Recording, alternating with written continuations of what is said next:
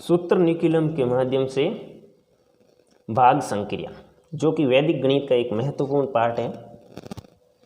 सूत्रनिकुलम द्वारा भाग की संक्रिया करने के दौरान सबसे पहले भाज्य जिसमें भाग दिया जाता है और भाजक जिसका भाग दिया जाता है। भाजक का सबसे पहले आधार ज्ञात किया जाता है।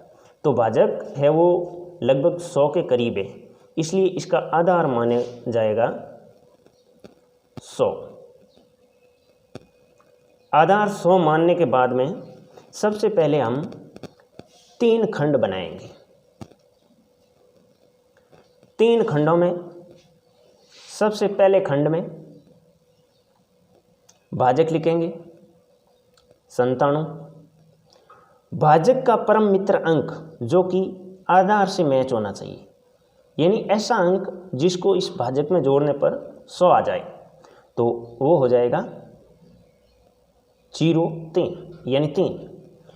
क्योंकि भाजक में 2 अंक है, इसलिए हम इसके पूरक अंक में भी 2 अंक रखेंगे। हमारे पास 3 है, इसलिए हम 1 0 मान लेते हैं। 97 और 3 100 हो जाएगा।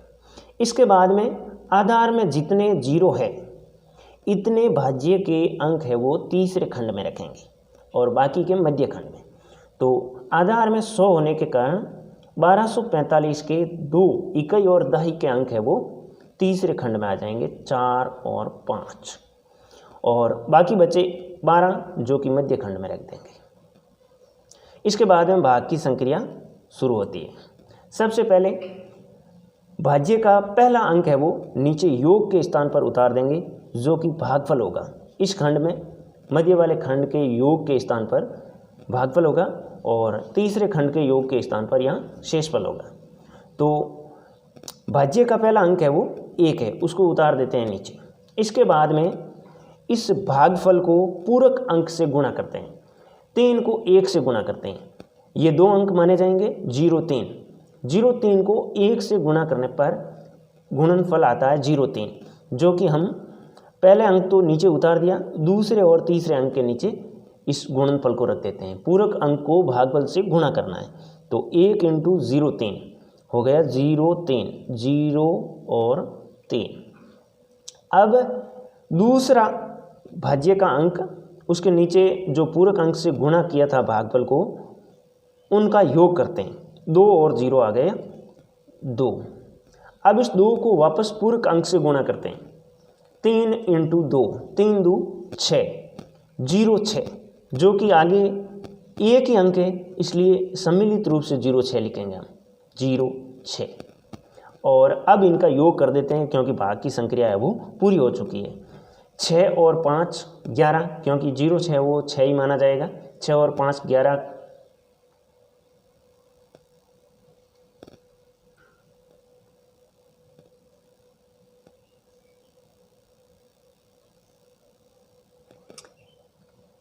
ग्यारह की 1 हासिल आ गई 1, 4 और 3 7 और 1 हासिल का 8। अब देखते हैं 12 है वो भागफल है, भागफल आ गया 12 और शेषफल है वो आ गया 81। इस प्रकार सूत्रनिकुलम की सहायता से भाग संक्रिया की जा सकती है। एक उदाहरण और लेते हैं हम, 311 भाग 8। सबसे पहले इसका आधार लेते हैं भाजक का। भाजक का आधार हो जाएगा 8 है वो 10 से कम है, इसलिए इसका आधार हो जाएगा 10। अब आधार में 1 0 है, इसलिए तीसरे खंड में भाज्य का 1 अंक रखेंगे। सबसे पहले भाजक को रखते हैं 8। भाजक का पूरक अंक या परम मित्र अंक, यानी भाजक में कितने और जोड़े जाएं कि 10 हो जाए, आधार के बराबर करना है इसको। तो 8 में 2 जोड़ेंगे तो 10 हो जाएगा, तो 8 का पूरक अंक हो जाएगा 2। और भाज्य को अब रखते हैं आधार में 1 0, इसलिए भाज्य का इकाई का अंक है वो तीसरे खंड में आएगा 1। बाकी का जो भी भाज्य बचता है उसको मध्य खंड में रख देते हैं, 3 और 1 31, 311 हो गए। अब भाग की संक्रिया शुरू होती है।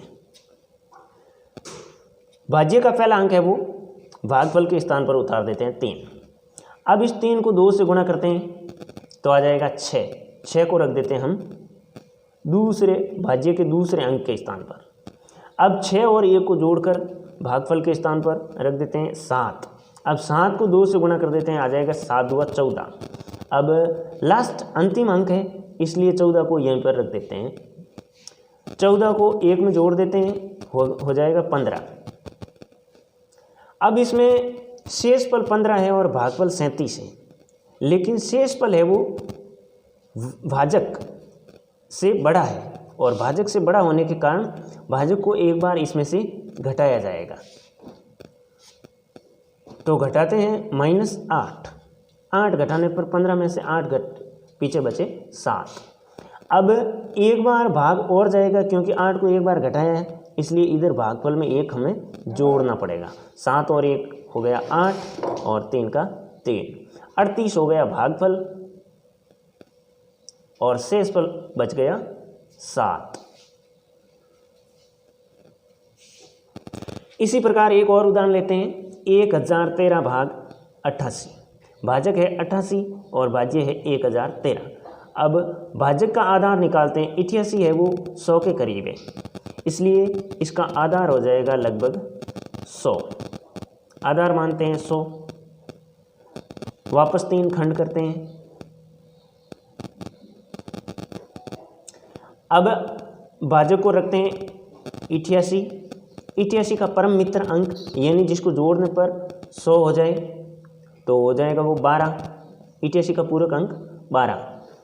अब भाज्य को अपने स्थान पर रखते हैं। वो आधार में 0 की संख्या पर निर्भर करता है। आधार में 2 0 है, इसलिए भाज्य के इकाई और दही के 2 अंक है वो तीसरे खंड में आएंगे, 1 और 3, और बाकी के बचे 10 है वो मध्य खंड में आ जाएंगे। अब भाग की संक्रिया शुरू करते हैं। भाज्य का पहला अंक है वो नीचे योगफल के स्थान पर उतार देते हैं और इस अंक को पूरक से गुणा करते हैं 88 के पूरक अंक से। तो 1 × 12 हो जाएंगे 12। तो इनको क्रम से एक एक अंक रख देते हैं अगली संख्याओं के नीचे।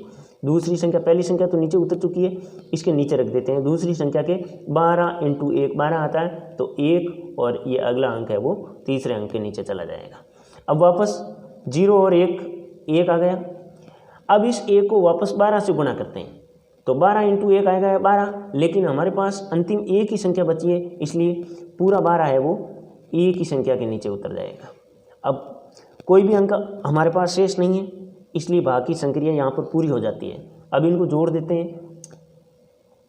12 और 3 15 का 5 हासिल लगी 1, 2 और 1 3 और 1 4। अब भागफल हो गया 11 और शेषफल हो गया 45।